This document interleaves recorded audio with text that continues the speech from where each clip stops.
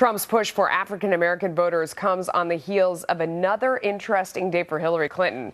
The FBI released a report relating to her July interview with the Bureau about her private email server and all of those classified emails. Joining me now, former Hillary Clinton advisor to her 2006 campaign, Democratic strategist Richard Goodstein.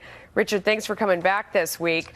Let me ask you, what did you think of the information that came out yesterday? Specifically, I mean, some of the things that caught my attention, the idea that she didn't know what the C for classified men. I think all of us know what that means, and we've never been trained or held government office. Yeah. You know, I think when Hillary Clinton, let's think back, 8 years is not ancient history. When she became Secretary of State, the world was going to hell in a handbasket. The economy was tanking. The U.S. was in its reputation around the world. This was just a month or two ago when she was sitting down for that interview with James Comey. She didn't know what that C meant. Okay. She said she thought it was A, B, C. Right. Like bullet points. I understand. You know what? It's funny. Donald Trump asked in a debate about the nuclear triad, didn't know what that was. He insisted on TV he didn't know who David Duke or white supremacists were. I don't think that's the subject we're doing right now. We're trying to talk about, is it reasonable that she's supposed to be, and hang on one second, is it reasonable that she's supposed to be the Secretary of State and in charge of all this classified information, and all of us out there who read the newspaper know what the C means, and she doesn't? That's either gross incompetence or she's not telling the truth. It's just astonishing. Right. So, you know, again, I just have to use this as a frame of reference. Her Republican antagonist had her for 11 and a half hours in that Benghazi committee. If they thought there was an Achilles heel there, they would have borne in on it, Melissa. We got to stick to this email thing. This is really what this topic is about. Well, that was about emails, too. So you don't think anything about the fact that she doesn't know what the C meant? How about this idea that they downloaded emails to a laptop and stuck it in the mail, and it got lost in the mail? That was their excuse as to what happened to many of the emails that have now disappeared and can't be retraced. I mean, to me, that's either really gross incompetence or they're lying. Right. So again, all this talk about the emails that she did not disclose because they were personal, right? We don't know. I've read that thing cover to cover that the FBI released yesterday. And yes, there were people who, in retrospect, didn't do everything that I think they probably wish they had done to preserve things and so forth. But as far as those documents were concerned that were personal, and I think that's what we're referring to, think back to what we're talking about is, would you ever stick a laptop in an envelope and hand it to the postman?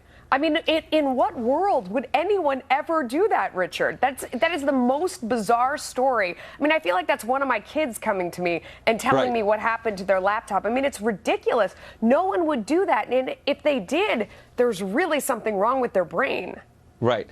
So again, so how is that imputed to Hillary Clinton's competence to be president of the United States, what somebody on her staff did who's a tech guy, right? Look, the fact of the matter is, as I've heard often said on this air, there's a binary choice. You know, Hillary Clinton may not be the most tech-savvy person in the world.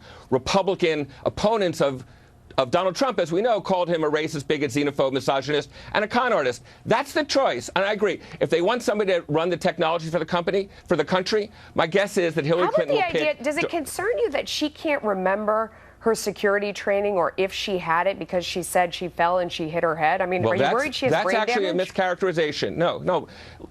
Again, we just saw her for 11 and a half hours. Donald Trump bellyached that was her about answer, a debate. She said she can't remember. Donald Trump bellyached about a debate for more than 2 hours when he was only going to talk for 15 minutes. She was on the hot seat for 11 and a half hours. Did she look like somebody who couldn't remember things? So then that would make me think that she's lying then. Because I agree with you. I don't think it's true that she can't remember. You know, so I agree with you. I think that means she's lying then. After she had her concussion, there were briefings that either she couldn't remember or she didn't receive. You know who also didn't have briefings when he was hospitalized? Ronald Reagan. So, yeah, when you're hospitalized and there's something wrong with you, you miss briefings. But the fact of the matter is, again, they've seen her on the world stage. They've seen her in this hearing. We've seen her operate.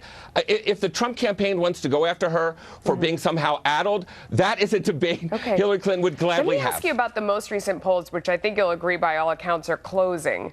I I mean, why do you think that's happening? Do you think it's this kind of conversation about the emails and all that is weighing on her? Her numbers have gone down. Do you think that it's a steadier message from Donald Trump? I mean, how would you explain the tightening in all of the polls? Yeah. Well, look, the fact of the matter is, if you look at Real Clear Politics, that's what Chris Wallace always refers to, her lead's about 4 points. Right. Before both conventions, it was smaller than that. So the fact of the matter is, after all the dust has settled, people are going up and down and bumps and receding to the norm. She's actually got a bigger margin today than she did before both conventions. So, yeah, you could read it's been into the news of the shrinking week. since the end of the conventions. She was way ahead, and now it's closing true. up. But you're And not that's concerned. I bound to understand. happen. Richard, always Yeah. a pleasure. Thanks for coming on. Thank you, Melissa. Appreciate Thank your you. time.